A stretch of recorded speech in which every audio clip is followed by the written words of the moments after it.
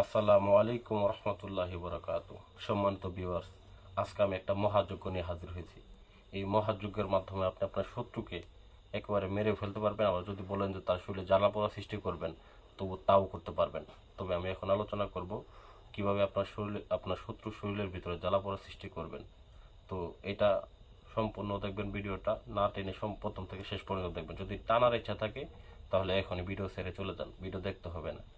যদি কোনো পরামর্শ লাগে, স্ক্রিনে নাম্বার দেওয়া আছে, অবশ্যই ভিডিও শেষ পর্যন্ত দেখে তারপরে ফোন দেবেন, না দেখে আগে ফোন দেবেন না। তো দেখেন, আমি প্রথমত আপনাদের সামনে একটা নকশা নিয়ে হাজির হয়েছি। নকশাটা আগে দেখে আপনাদেরকে। দেখেন, এই যে নকশাটা ক্লিয়ারভাবে আপনাদেরকে দেখানোর চেষ্টা করতেছি। আপনার যার জন্য করবেন তার নামটা, তার পিতার নাম অথবা তার মাতার নামটা সংগ্রহ করে নেবেন। সংগ্রহ করে নেওয়ার পরে ভিউয়ার্স, তারপর আপনারা এই নকশাটাকে অঙ্কন করবেন। কোথায় অঙ্কন করবেন, কোন সময় অঙ্কন করবেন, কিভাবে অঙ্কন করবেন, এখন আমি বলতেছি। তো এই কাজটা মূলত আপনারা যে কোনো শনিবার অথবা মঙ্গলবার দিন করবেন।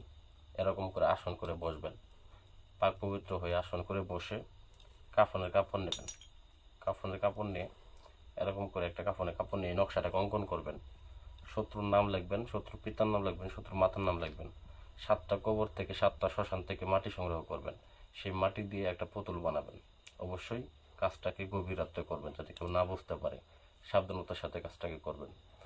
তো যাই হোক ভিউয়ার্স, এরকম করে একটা পুতুলের মাটি দিয়ে পুতুল সংগ্রহ করবেন। সংগ্রহ করার পরে ভিউয়ার্স, এই যে পুতুলটা আপনি সংগ্রহ করবেন, ওই সময় নকশাটা অঙ্কন করে শত্রুর নামটা লিখে একটা তাবিজের মধ্যে ভরবেন, 7 ধাতুর তাবিজ।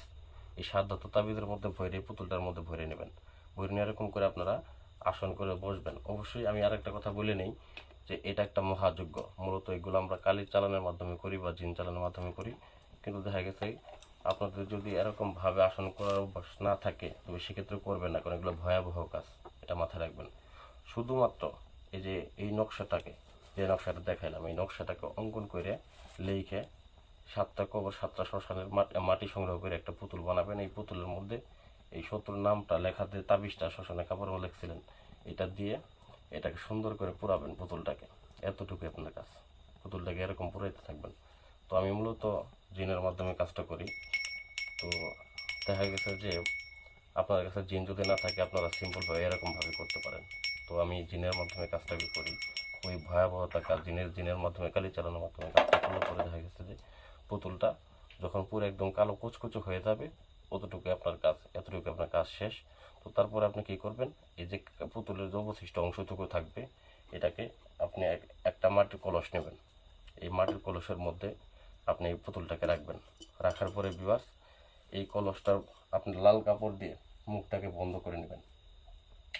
লাল কাপড় দিয়ে মুখটা বন্ধ করে নিয়ে অতঃপর আপনি এটাকে নদীর পানিতে ভাসিয়ে দেবেন। এতটুকুই আপনার কাজ। আর বাকি 3 দিনের মধ্যে আপনি বুঝতে পারবেন, দেখতে পারবেন যে আপনার শত্রু কিভাবে তার শরীরের জ্বালা যন্ত্রণায় ভুগতেছে। ঠিক আছে, ভুগতে ভুগতে ভুগতে ভুগতে 21 দিনের মাথায় গিয়ে সে মৃত্যুবরণ করবে। 21 দিনের আগে মরবে না, 21 দিন সে কষ্ট ভোগ করবে, 21 দিন পরে সে মৃত্যুবরণ করবে। যাই হোক ভিউয়ার্স, আশা করি ভিডিওটা ভালো লাগবে। তবে একটা কথা, এগুলো ডেঞ্জারাস কাজ, সবাই করবেন, সাবধানতার সাথে করবেন, নিয়মকানুন মেনে করবেন। কারণ যারা জানেন না তারা করতে যাবেন না।